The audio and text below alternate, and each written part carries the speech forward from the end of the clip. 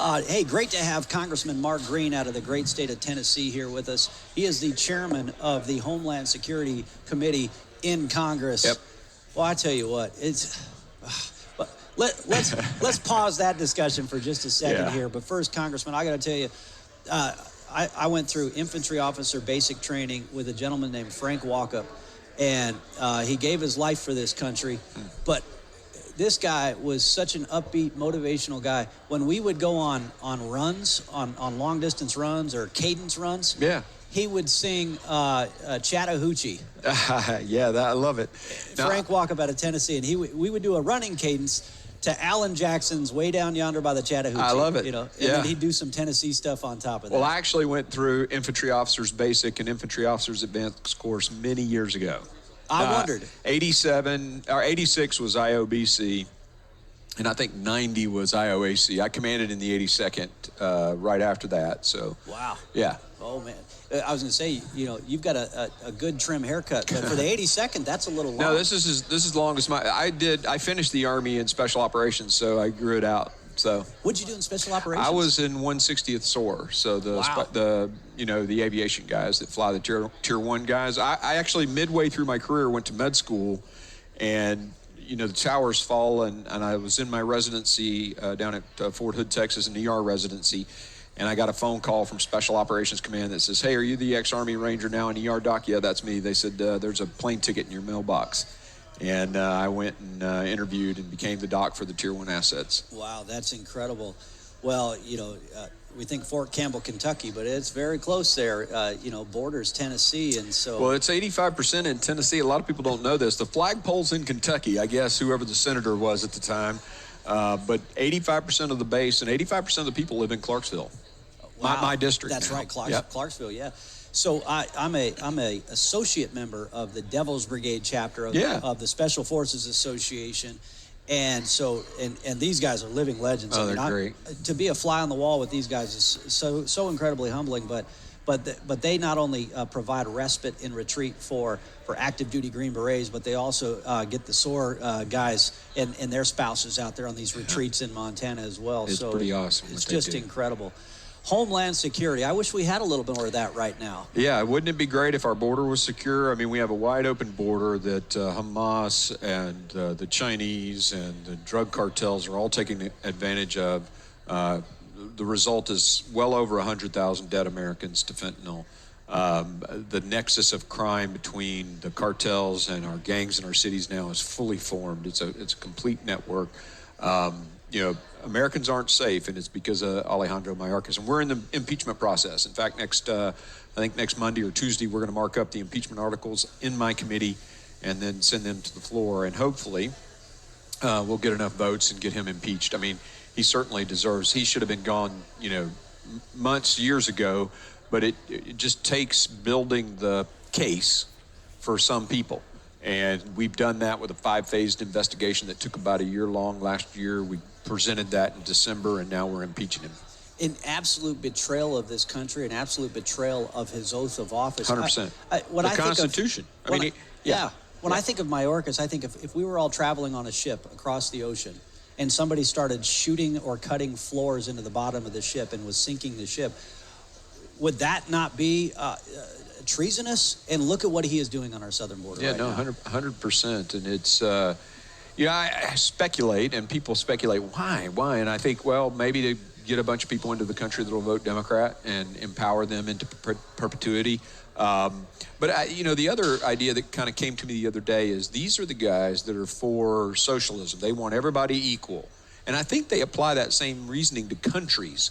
And so they look at America. This is why they hate America, because it's been so prosperous. And they think that's unfair on their sort of social justice timeline. So I think they're okay bringing America down, because it's unfair that we've been so successful because we've had freedom. Freedom unleashes the innovation of people and leads to prosperity. So what do they got to do? They got to take away freedom.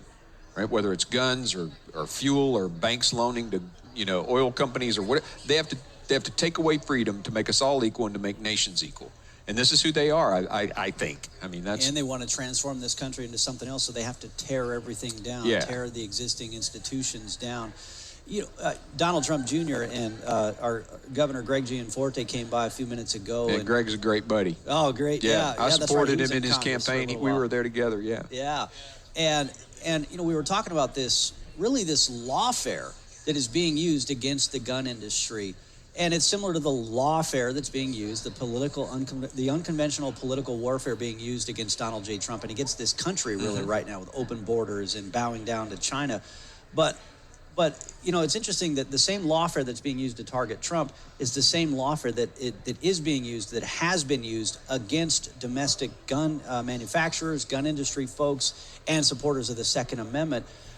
Department of Commerce at the federal level, that's right, is even using that perch to try to go after the domestic industry. That's right. What came first was Joe Biden's education department trying to get rid of hunter safety education. And I ran a bill, you might recall this, and we blasted it out to SCI and the Gun Owners of America, and the American people rose up. I mean, I did interviews in Alaska radio and Maine, and we actually passed that legislation.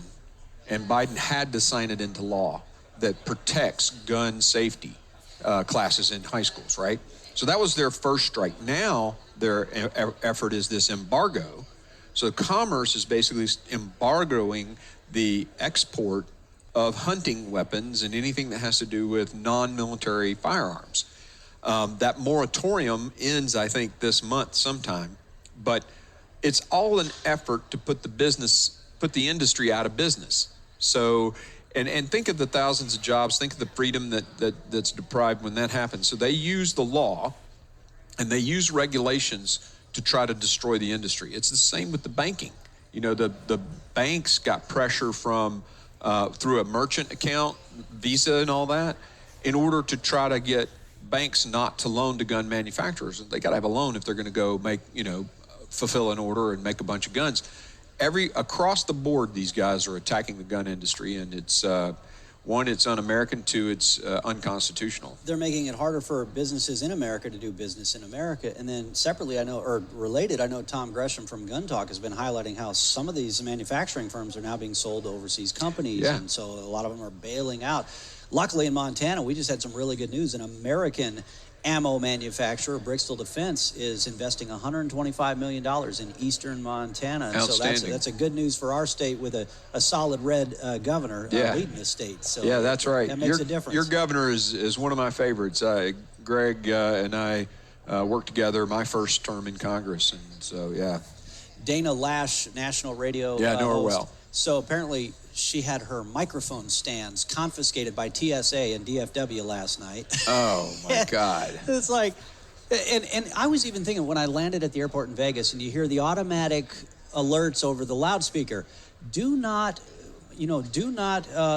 watch baggage that is not yours. All these 9/11 messages, does that even matter anymore because of this unfettered illegal invasion of terrorists on the watch list, of communist Chinese operatives, of Russians that are just coming unfettered into this country? Everything we did, everything you served and sacrificed for, everything that has been done in a post 9/11 environment to secure this country, under this administration. Well, I called Alejandro Mayorkas before my committee, Secretary Mayorkas, and he said, this says it all, by the way. He said, no, I can't come. I got to meet with some Mexican officials. So the United States Congress calls the secretary to it. He says no because he's got to meet with them. This is who they're about. They're more about people outside the country than the American citizen. So you take Dana, for instance. She could have walked those across the southern border, but tries to fly inside the United States and gets her rights taken from her. I mean, that's what they're all about. That's who this administration is. And hopefully they're defeated in November and we can get this country back. That's right. Well,